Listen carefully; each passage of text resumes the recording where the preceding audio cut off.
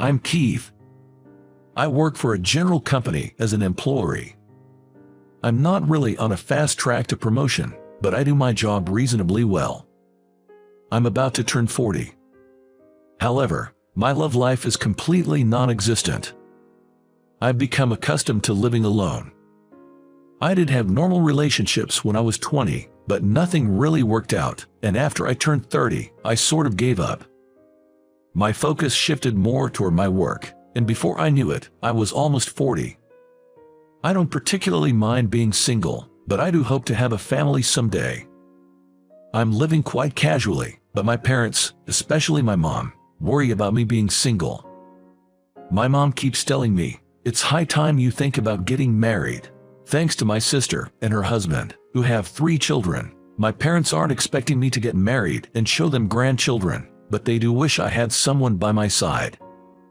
Concerned that I show no signs of such companionship, my mom offered, "If you're not going to find someone, there's this matchmaking proposition. How about it?" But honestly, I don't like matchmaking meetings. A few years back, I agreed to one thinking it would be a new experience, but I didn't like the forced atmosphere, and since then, I've been refusing every time, saying I'd find someone on my own. So, I refused this time too, but my mom persisted. "You're turning 40, you know. If you keep this up, you'll be alone forever. Being able to live alone might be good, but having someone special is wonderful, don't you think?" She kept insisting, and wouldn't drop the subject. She was so persistent that I ended up lying. "I do have someone. Well, we're not talking marriage or anything yet, so I didn't want to get your hopes up. I was planning to tell you once things were more settled." Hearing this, my mom was overjoyed, insisting that she wouldn't believe it until she sees her. She seemed elated with the prospect of me having a girlfriend, and expecting me to bring her over sometime. I found myself saying, "We haven't discussed marriage, so as long as you don't mention unnecessary things." It was a spur-of-the-moment lie, but my mom is really looking forward to it, constantly asking when is she coming, through emails and calls. I shouldn't have lied. Opening my email during my lunch break at work, there was another message from my expectant mom. "I'm in a bind," I unintentionally muttered. With a heavy sigh and my eyes closed, Michelle spoke to me. "What happened? You look distressed. Did you make a mistake?" Michelle is a junior colleague I often team up with. She's beautiful and has a bright and refreshing personality, and she's very competent, a reliable person. We don't usually share personal stories, but hoping for a laugh, I shared my situation with her. I accidentally said I have someone, and my mom got really happy. This is troublesome. Scratching my head and giving a powerless ha-ha, I tried to laugh it off. Michelle laughed too. "What are you doing?" But looking at her, I had a naughty thought. Well, that would be too much, wouldn't it? What I was thinking inadvertently slipped out. "What is it?" She laughed. "For a moment, I thought maybe you could pretend to be my girlfriend, but no, it's just a joke. I do have some crazy thoughts, don't I?" I apologized and laughed, expecting her to laugh it off and scold me for the joke. But instead of laughing, she began to think aloud. Thinking that perhaps my joke had gone too far, I decided to apologize sincerely and was about to speak when, "It's fine. Shall I go as your girlfriend?" she said with a smile. I emphasized that it was just a joke, but she went along with my idea. On the day I was supposed to introduce Michelle to my parents, I went to my parents' home in the morning. There is a station within walking distance, and I am supposed to pick Michelle up from the nearest station around 3 p.m.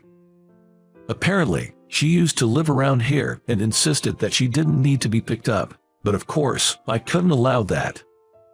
My mom, in front of me, who came home alone first, is looking excited and happy. "I wish the time would come sooner," she said, her smile never fading. Then, she nudged me with her elbow. "Don't you have a picture of her or something?" "You'll see her when she gets here," I replied. "But I can't focus on my work, I'm so curious." "You have one, right? Come on, show me," she said, peeking into my phone. All right. I pretended to select a photo, but there were no photos of us together. It was unexpected. I need to find something. Frantically searching my phone, I remembered a photo taken at a social gathering which had been sent by a colleague. I edited the photo to make it look like I had taken it of her. When I showed it to Mom, she exclaimed, "Oh my, she's beautiful." But the next moment, but I feel like I've met her somewhere.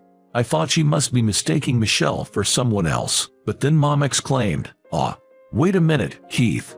I think I might have met her before." She began her story. Mom had an accident a few years ago. She was riding her bike safely, but she fell over trying to avoid someone who suddenly appeared. The first one who rushed to her, asking, "Are you all right?" resembled Michelle. She immediately called an ambulance and my dad. Amidst the panic, she kept saying, "The ambulance will be here soon." She gathered Mom's belongings and handed them to the paramedics, staying until the ambulance left. Later, Mom wanted to properly thank her but couldn't find any leads and didn't get the chance. Looking at Michelle's photo, she said excitedly, "It has to be her." When it was time, I went to pick up Michelle from the station. On our walk home, I apologized to Michelle, "Sorry about today."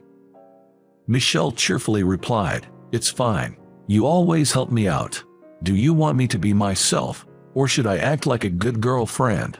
You can choose now," Michelle offered with a laugh. "I guess, act like a good girlfriend," I tried. "Like this," she said, making various gestures and poses to make me laugh. Soon, we arrived at my family home. "This is it," I said, and she stopped walking, looking surprised. "Wait, this place," Michelle muttered. I thought she was surprised it wasn't a regular house and explained, "Yeah, we run a diner. The back and upstairs are living spaces. Come on in." When we opened the door, my parents greeted us with, "Welcome. I'm sorry, is it okay to sit in the diner? Sorry for this inconvenience. Isn't it better in the back room? It's not decent for a beautiful young lady." Mom and Dad began fussing, but Michelle said, "It's fine here." We sat facing each other, but no one's gaze met. Mom was looking at Michelle, Michelle at Dad, and Dad was smiling at both of us alternately.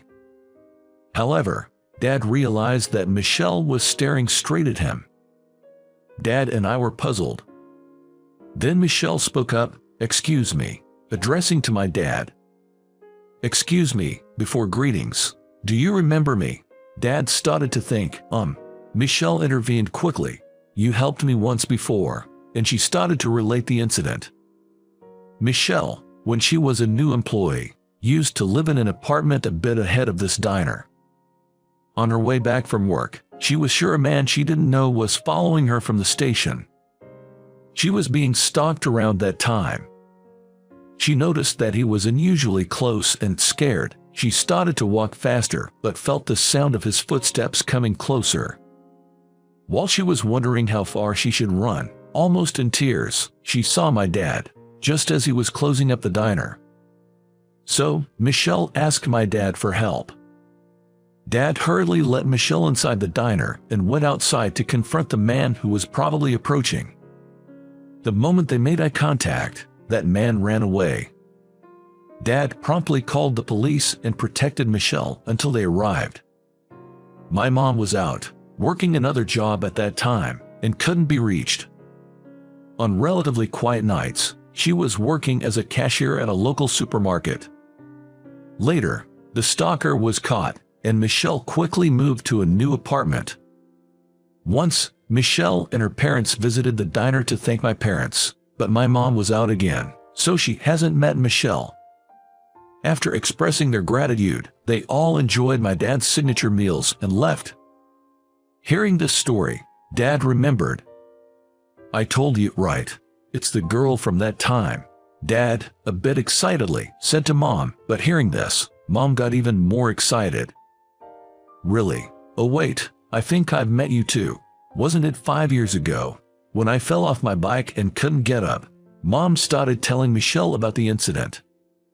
"That time, I remember. It was me. I was walking down that street for work. Michelle also shared her side, confirming the consistency in their stories. I was also surprised. I was so stunned by the unexpected turn of events and I couldn't say a word. The four of us looked at each other and almost laughed by this coincidence. Eventually, the conversation grew but had to end after about an hour due to the preparation for the diner's night shift.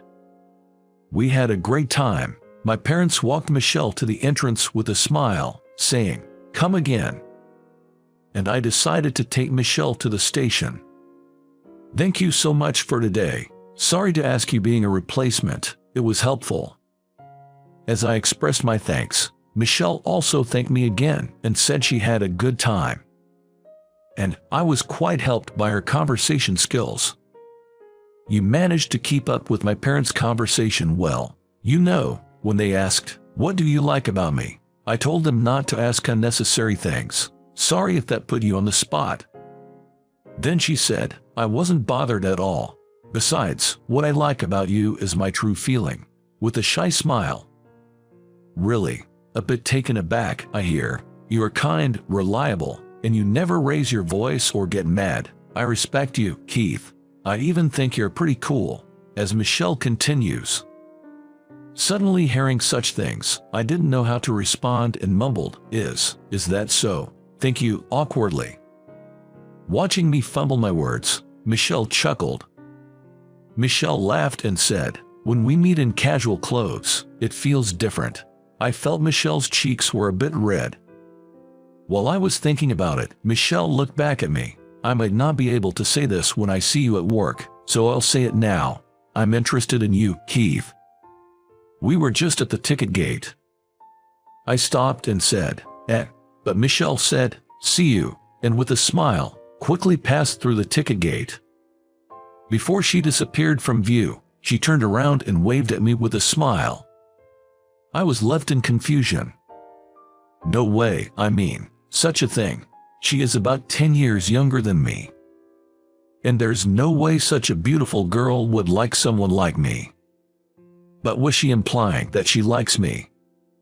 It wasn't clear that I was muttering to myself or just thinking inside while I was heading to my parents' home. Arriving at my parents' home, when Mom saw me, she said, "What a good girl, take good care of her." However, still in turmoil, I could only reply, "Yeah," in a disheartened tone. "What are you daydreaming for? Oh, Keith, you're leaving soon, right? Take some side dish with you, I'll prepare them." Mom was saying something like that, but my head was filled with thoughts of Michelle. The next day, when I saw Michelle at the office, I couldn't look straight at her because the previous day has been on my mind. She, as always, greeted me cheerfully saying, "Good morning." Me, on the other hand, with my mind awhirl with fresh feelings of romance, kept looking up at the sky or at my computer screen, obviously scattered in my concentration. Before I knew it, it was time for field work, and I came to my senses at her energetic voice saying, "Keith, let's hit the road." I wondered if it had been a dream, seeing her interact normally, while I drove to the clients. Similarly, to my mental state, the sky gradually filled with looming rain clouds. And just as we arrived at the client's doorstep, a sudden, torrential downpour began. Unaware of the impending bad weather, and with both hands full of promotional goods, I had come out of the car without an umbrella. By the time we finished the work and were leaving, it was only drizzling, but the umbrella was still inside the car. Wondering what to do, Michelle said, "The rain is light, let's run to the parking lot," and she ran ahead. I followed her in a hurry, then suddenly, a scream, it echoed. Michelle was soaked. Because of the sudden rain, a truck had plunged into a puddle on the road, splashing muddy water all over Michelle. Quickly unlocking the car, we first got inside. "Geez, unbelievable. I was trying to avoid getting wet," Michelle exclaimed. Having watched the whole incident, I couldn't help but laugh out loud. I'm so sorry." Trying hard to suppress my laughter to apologize, laughter still slipped through. "This is not the time to laugh. Oh no, I looked for something to wipe with in a hurry and handed a towel to Michelle. I opened another bag of towels, and seeing how soaked Michelle was, I said, "You're really soaked," and began patting and drying around her shoulders. I quickly pulled my hand away, though. Sorry. It was probably inappropriate for a male employee to touch a female one. Despite the situation, I became flustered at my own actions. The earlier laughter had relaxed the tension, but I realized my heart was pounding. I hadn't noticed as I was in a hurry to dry her, but at a glance, her blouse was see-through from the rain. She seemed to realize this as well. "Want to see more?" she said to me with a mischievous smile. "You might catch a cold, so wear my jacket for now." I handed my jacket to Michelle, trying to stay calm. However, it was not possible in such a condition. As it was nearing evening, I decided to drive her home as she was. Remembering the earlier pounding of my heart, I didn't know what to talk about while driving her, and for a while, a silent time flowed. However, I couldn't help but think about what happened yesterday. About yesterday. I tried to start the conversation, but I was clearly nervous and stuttering. Feeling embarrassed and looking forward, I felt her gaze from the side. When we stopped at a traffic light, I looked sideways and she was staring at me, waiting for the next words. "I mean, you said you were interested in..." "No, never mind, sorry." Right before I finished the sentence, I thought it can't be. Then, Michelle asked, "Can't you see me as a love interest?" I felt my heartbeat speeding up. "You mean, like, you like me?" When I asked, Michelle nodded slightly. "Keith, you're so insensitive. You never noticed that I had a crush on you. That's why I agreed to pretend to be your girlfriend. I wanted to experience being your girlfriend even just for a day, and your parents were nice, and seeing you off work made me like you even more." I couldn't believe what was happening and asked, "What part of me do you like?" I ended up asking Michelle the same question my mom had asked her. "I already told you, but maybe that's not enough. I like every part of you that I know." Michelle's frank confession made my face burning. Just wait a moment, let me park the car." I managed to calm myself down and safely reached her apartment's parking lot. I took a few more breaths and turned to Michelle. Will you be my girlfriend?" I asked Michelle. She smiled brightly and said, "Absolutely." That weekend, I took her out on a proper date and confessed my feelings again. I proposed to her and we got engaged. A year later, we were married. Until we announced it at work, no one realized we were dating, and many were quite surprised. Many envied me for marrying her, a woman who was the crush of many male colleagues. We sometimes visit my parents' home, and now it's a custom for us to eat my dad's meals. My wife loves my family's pork steaks. While watching her eat happily, I often feel a surge of happiness. My parents seem always happy being together, so I hope to maintain a good relationship with my wife, just like them. My wife also admires my parents as a couple. We're aiming to become a couple like them. How was today's story? Pressing the subscribe and like button will motivate us in our production activities. We're also looking forward to comments from everyone.